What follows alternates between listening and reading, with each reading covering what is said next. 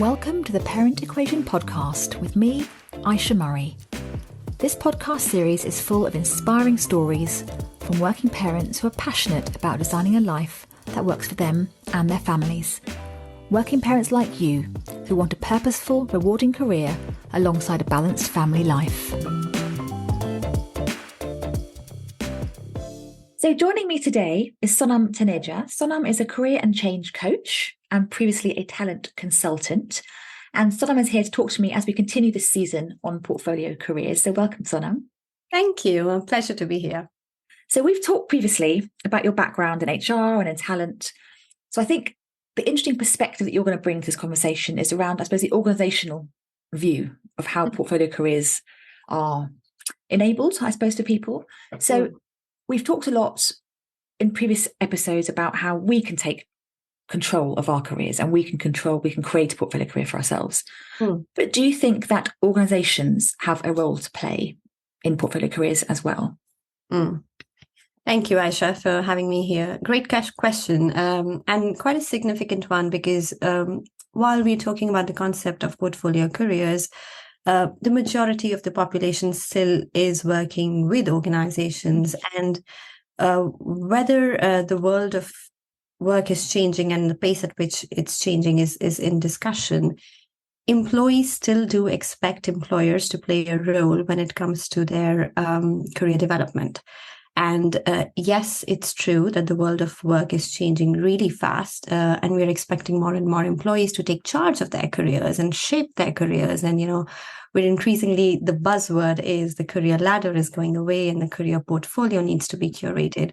But it's very significant to note that organizations do have a huge role to play in giving employees the tools, the processes, but also the culture in the organization and the mindset to actually enable what is a portfolio career and to facilitate that. And I'll give you an example for that, if that's okay.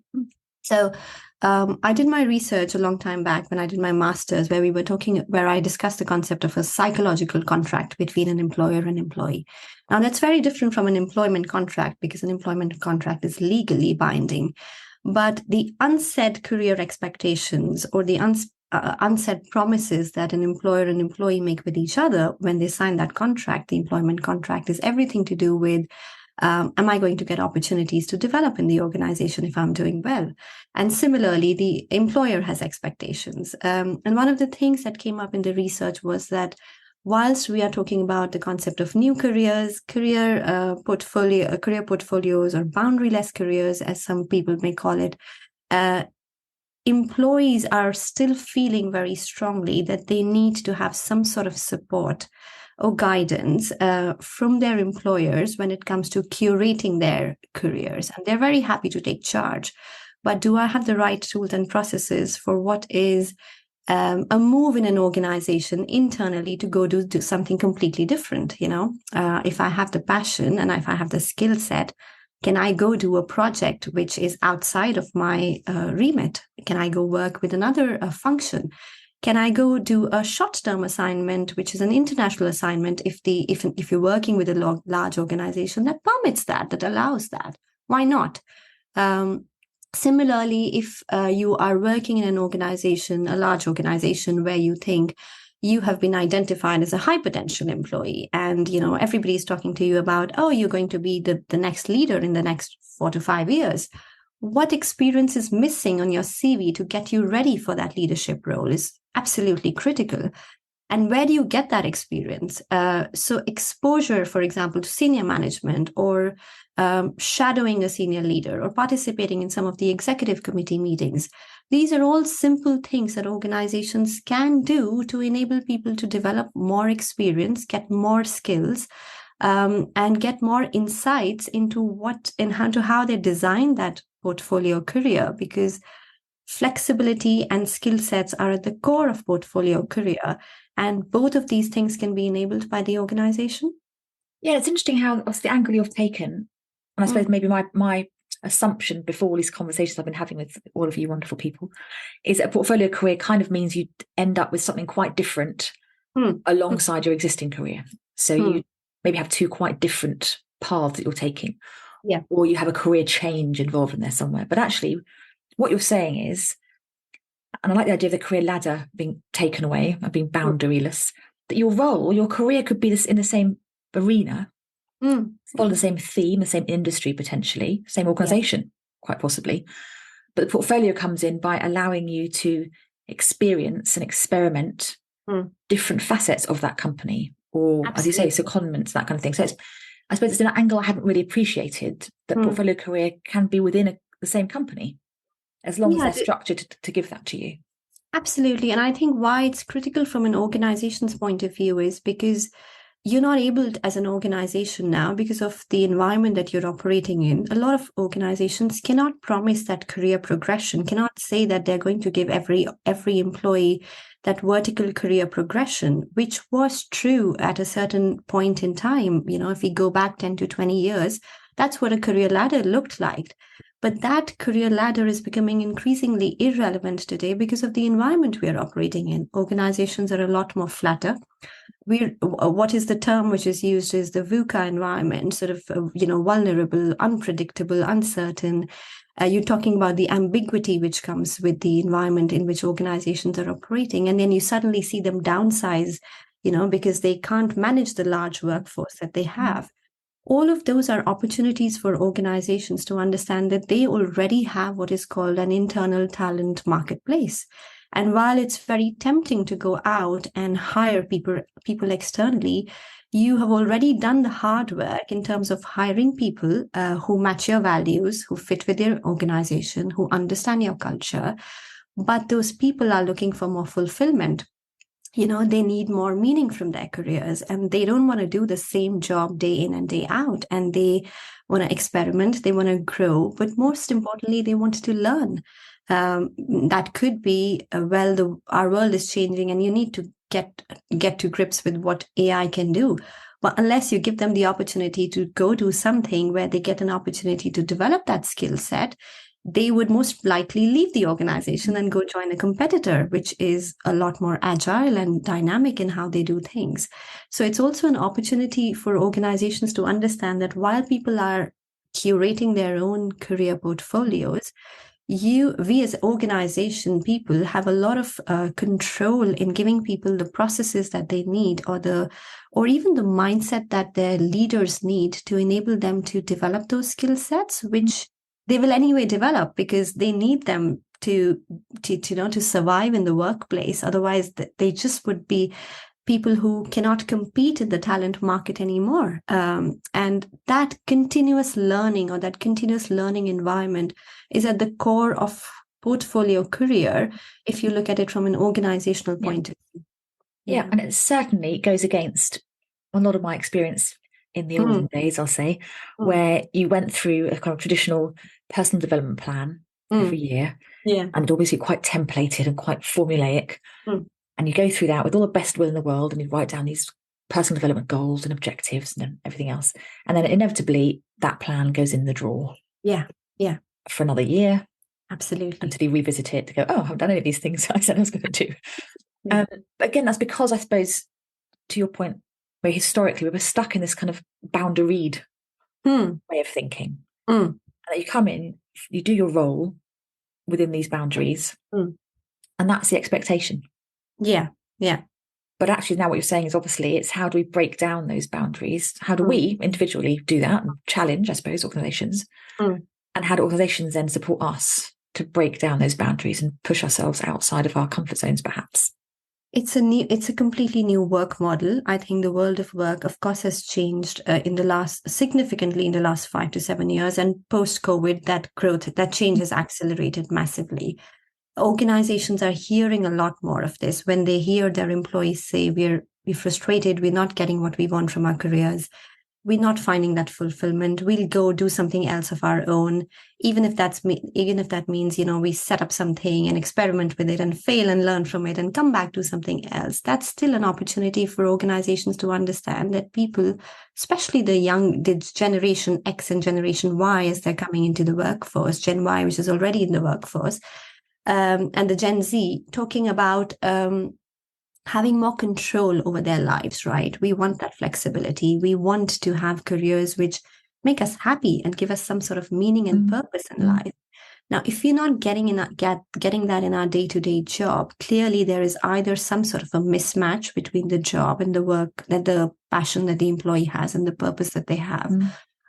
Or there is an opportunity for managers to understand that if you've identified people and you think these are people I've hired, they've got so much potential, but I'm not able to give them what they want.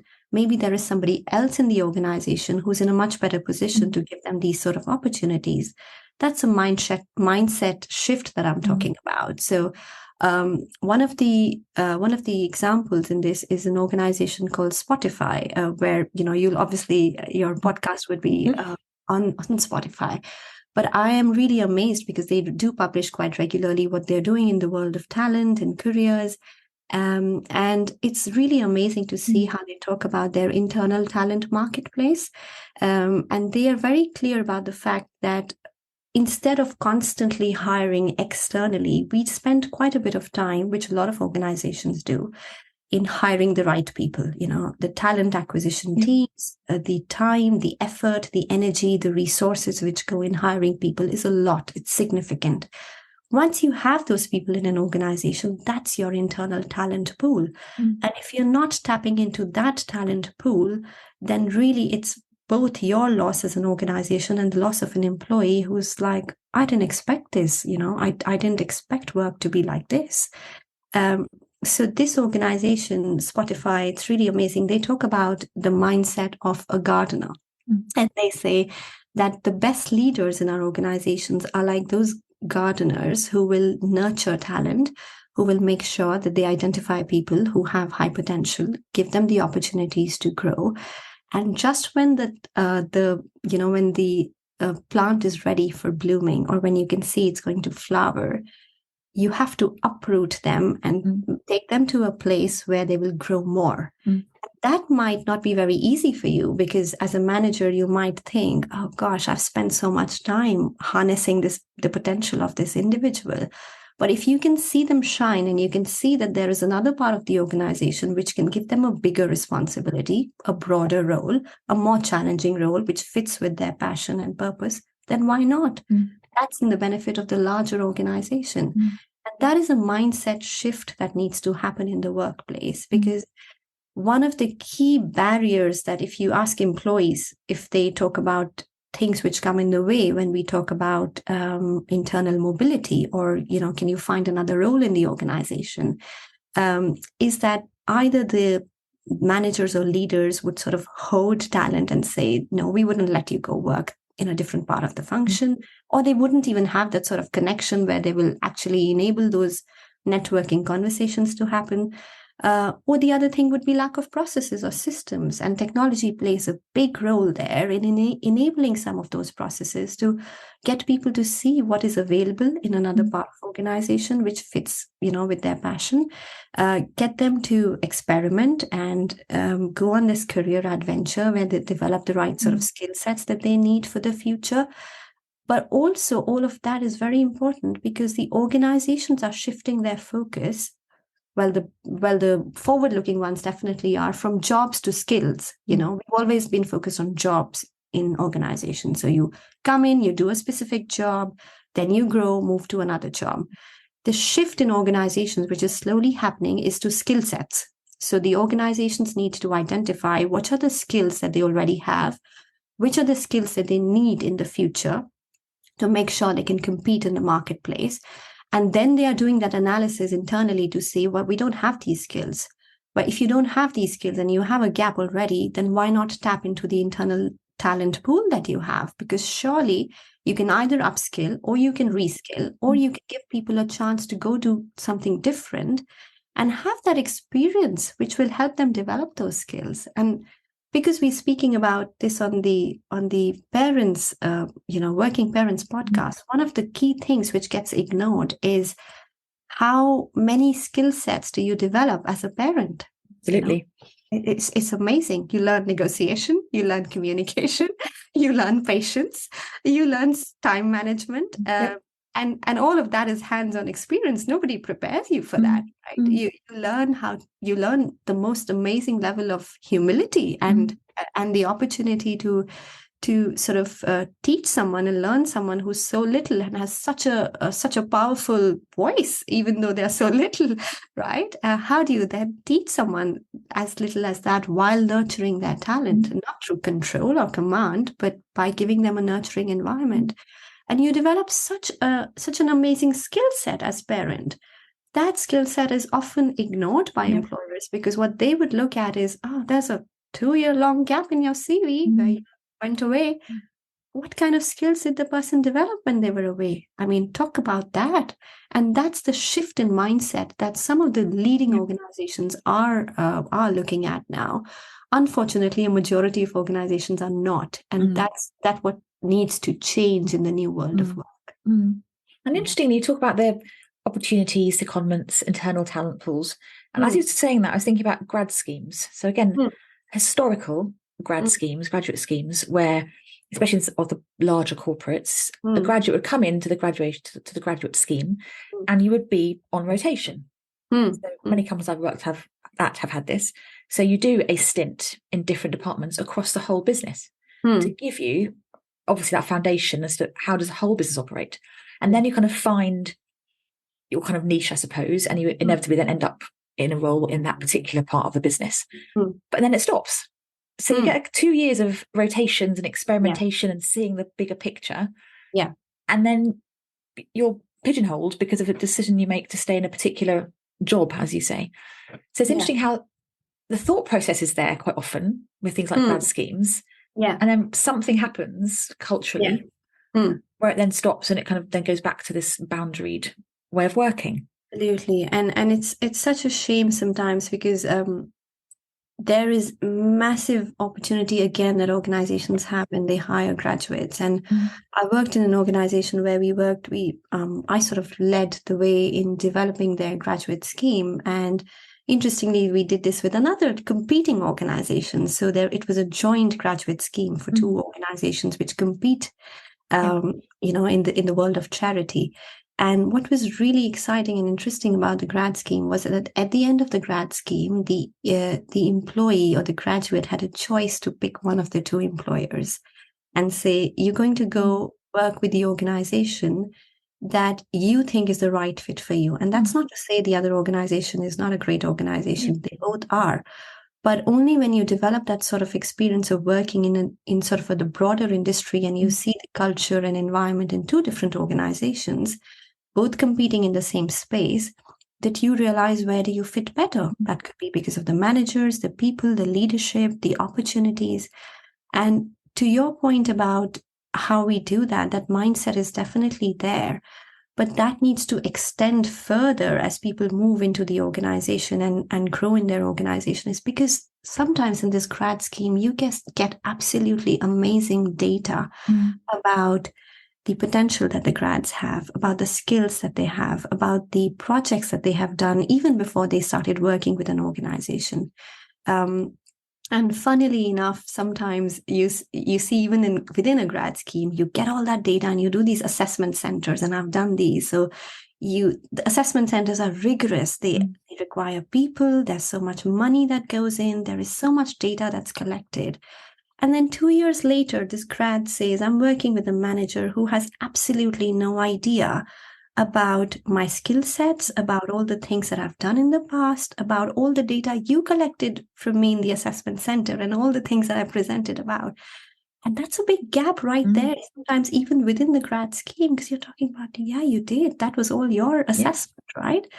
And that keeps weakening as the person grows in the organization, because remember, those skills are not going away. You can always harness those skills that a person comes in with, and you can also help people develop new skills. That's, I think, the ability to learn, and the whole idea that it is a continuous learning environment now that we operate in is again at the core of a portfolio career, because we are all learning to reinvent ourselves. The old me isn't relevant anymore, because the world in which I am working is changing significantly. And that applies to almost all of us in professional careers, where we're seeing that the pace of change is way faster than what organizations are offering to us as opportunities or experience. So that's a big gap, in my view, that organizations can fill. So talking about reinvention, then you just mentioned reinventing yourself, and then going back to the working parent theme, that often working parents feel that they have to reinvent themselves when they return to work, or they have to leave, or the old them is now different. But of course it's different. Of course it's different. But the old them is different. They have to come back as a working parent, some new priorities, etc. Then you have the advantage, if you're a graduate, you go in on a scheme to find the data, to experiment, to experience. If you come in back into a workplace or a new workplace as a working parent and trying to reinvent yourself and find the data, a question I get asked all the time by my coaching clients is, how am I going to know that the culture of this particular organization that I'm going for a role in, how do I know that their culture is going to be right for me? All I get is an interview, maybe a couple of hours with this manager or senior leadership, whatever, to try and work out, does this company align to my kind of portfolio career values now? Is it going to be a more boundary-less approach? Am I going to have opportunities to grow? Are they going to appreciate that I'm a working parent with new skills? So again, in your experience, how can we, as parents going back to work, potentially, how can we assess the culture of a company in actually a very short window of time?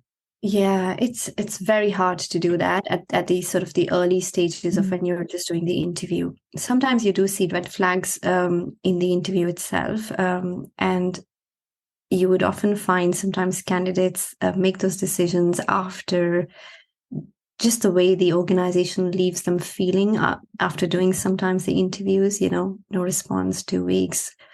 Or just sometimes you see those red flags where people will go for interviews and the manager wouldn't show up for 30 minutes.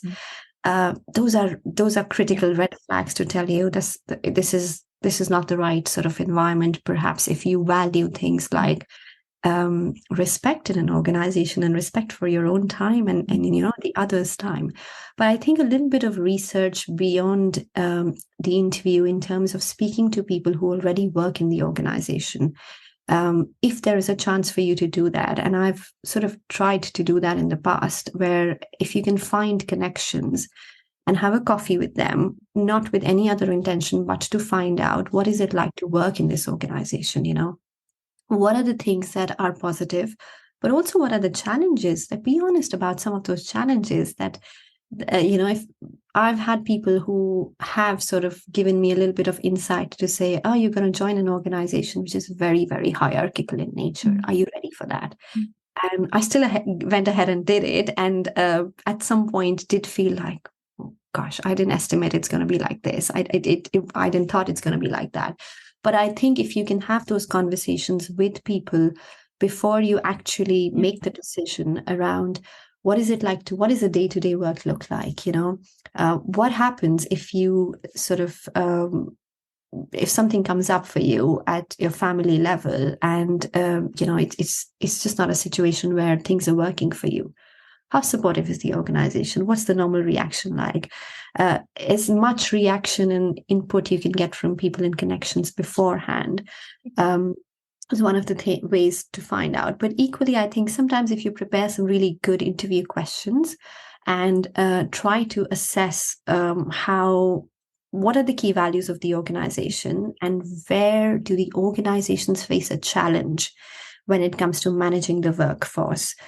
Some of those critical interview questions, if you get a chance to ask them, are a really good way to judge, from the responses, if it's the right sort of culture for you as an employee. Yeah, and even using terms that you've used, terms like internal talent management. So asking them directly, do you have a process for internal talent management or skills development or etc.? So just being, I suppose, quite overt with those kind of questions.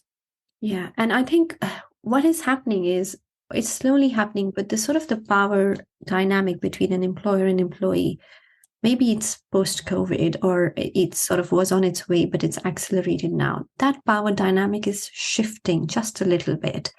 And you are seeing employees being a lot more vocal about what I want, what is important for me, and how does this fit my life, which was not a conversation pre-COVID. It was not. It was not a. It was not anywhere like the whole idea of working remotely in some of the most traditional industries. That was like, that doesn't happen. No, it's never going to happen. It's always been like this. I think the fact that COVID and pandemic gave us a chance to relook at the world of work differently is a huge opportunity again for employees to know that there is plenty of organizations now in the world who will give you an opportunity to work the way it feels right for you. So if one of the organizations does not work for you, it's not the end of the world. Yeah. I mean, there is so much remote work available now. There is so much work where organizations are working very smartly. Some call them hybrid, some call them smart working. But increasingly, you are seeing some of the organizations are taking a very, very agile approach to careers. And that, I think, is a win for employees because a lot of that has changed only in the last few years. Yeah. I don't know if you've come across the term kaleidoscope careers before. Where essentially, to your point about the power dynamic shifting between employer and employee, this idea of a kaleidoscope career where the traditional, again, career ladder type model would have been in your early part of your career, would have been all about challenge. So getting a new role, new career steps, about challenge. The middle part of your career would be about being authentic or more authentic, bringing that more to the front, to the fore. And then the latter part of your career is when the balance would come in. And how does my life now fit within my work? Quite traditional, again, linear path. Now with a kaleidoscope model, it's those three elements are all valid, of course, but it's up to us to sort of twist that kaleidoscope and bring the different elements to the fore, depending on what we need at that time. And as you said, for many people now, actually that balance and that this needs to fit my life comes in much, much earlier in people's career thinking than it would have done, again, historically. Oh, absolutely. I think that's a great term to look at it, because the thing with, I had a thought in my mind and it just skipped my mind, but it's going to come back to me. The thought around kaleidoscope, or these sort of important aspects of one's career, whether that's work-life balance, that's growth, that's challenge, or authenticity. All of these things are in flux. Our professional identity, if you look at how professional identity is changing, professional identity itself and careers are in flux because of what I mentioned earlier around how much change is happening in organizations and the broader environment. So sometimes there is a lot of fear mongering and scaremongering around how AI is going to take away our jobs, and the world of work is going to change completely. And you're talking about AI a lot. We hear it in the news all the time, with how much focus there is on AI now. The truth is that technology has changed our lives significantly, and it has accelerated the pace of change. So the fact that we had a certain type of career in the past is history. Our careers are going to change. There's no way it's not going to happen, because that would be the end of economy, and that would be the end of the world if it doesn't happen. That is really the only constant. What it would look like is going to evolve. We don't know what it would look like.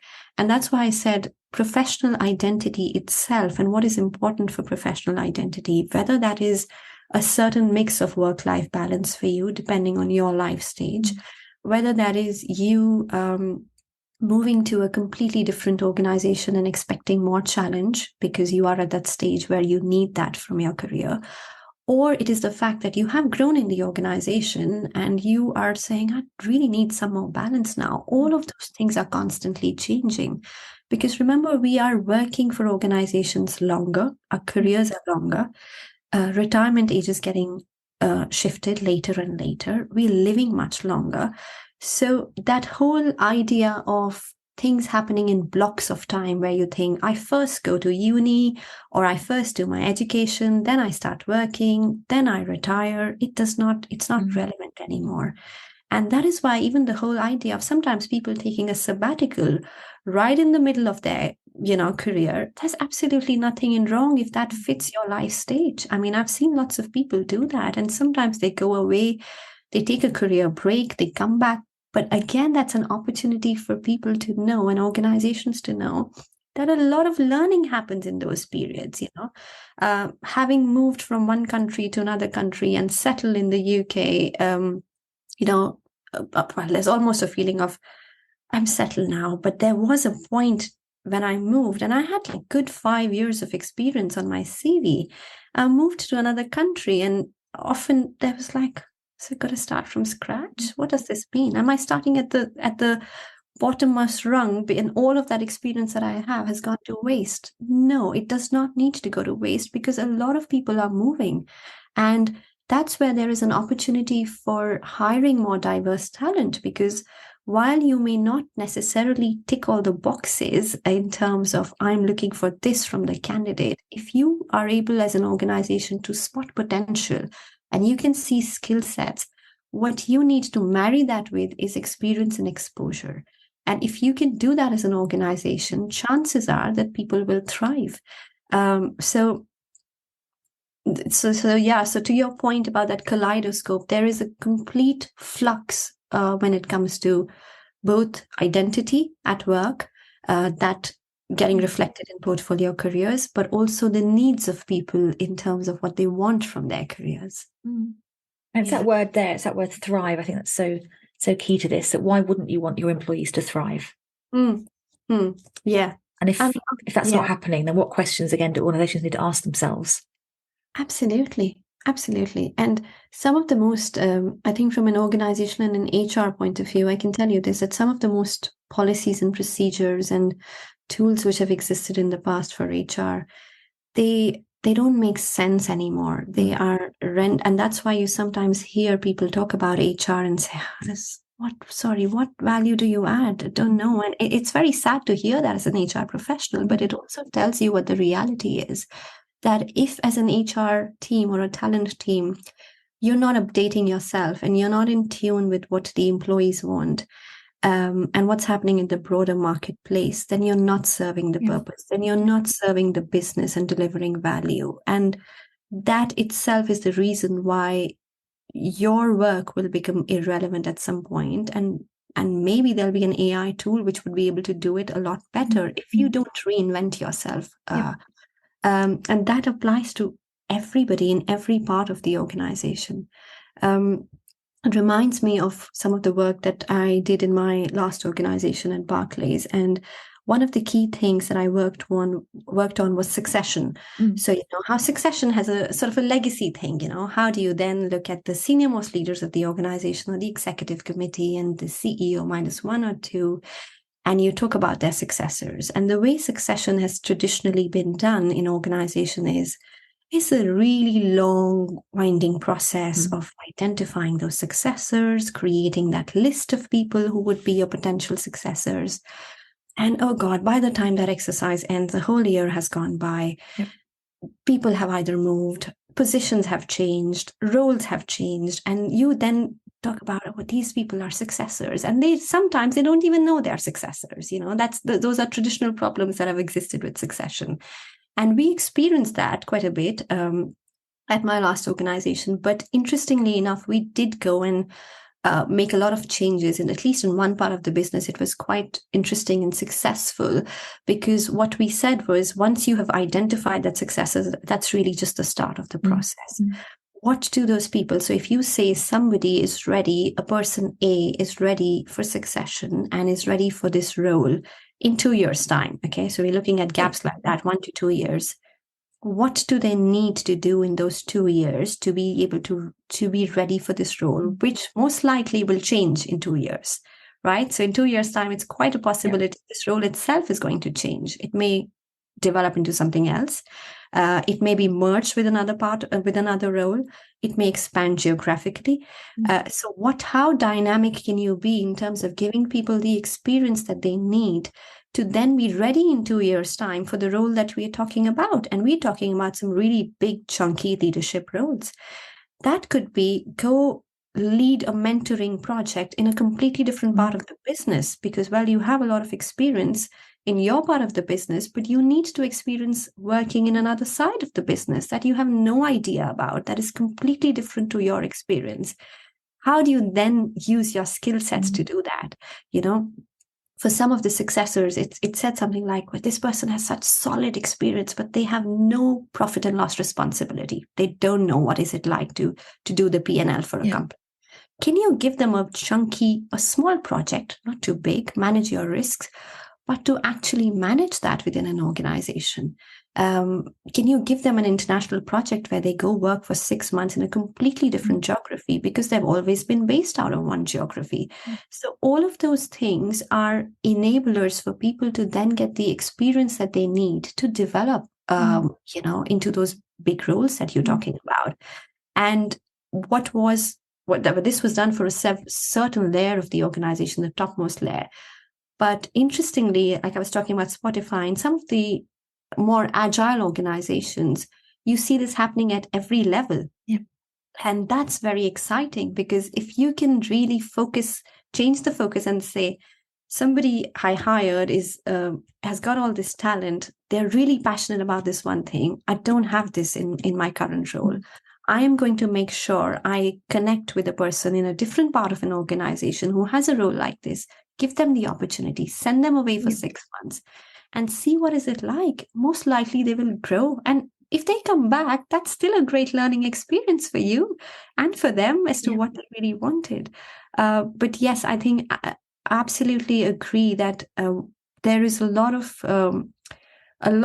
things that organizations can do in terms of giving people the opportunities that they need to grow, to learn, to experiment, and to thrive.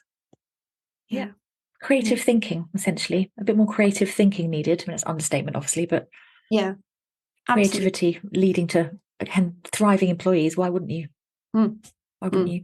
Thank you so much, Sonam. I think the take from today's conversation, the sort of the take you have on the organizational perspective, and how actually we're not alone as individuals in creating these portfolio careers. Actually, we should be able to turn to our organizations for support and those enablers and that creative thinking. So I think hopefully that might spark a few thoughts of inspiration for people who may be thinking, actually, I need to go and challenge my own company and how they support me through this. So thank you so much. And if people want to find out more about you, where's the best place to find you? So I can be found on LinkedIn. So I'm Sonam Taneja. You should be able to find me as career and change coach, working with organizations and HR people partnering for change. And you can also find me on my email. The best way is to shoot me an email, and I can give you the email. It's sonam@mirrorspeakconsulting.com. If you could add that in the links, that I think that would be helpful. Perfect. Mirror Speak Consulting. I'll do that. No problem. Thank you so much, Sonam. Have a lovely rest of the day. Oh, it's been a pleasure. Thank you, Aisha. Thank you. Thanks. Thank you. Bye. To work with me, find out more at aishamurray.com, connect with me on LinkedIn, or check out my free resources and quizzes at aishamurray.com/resources.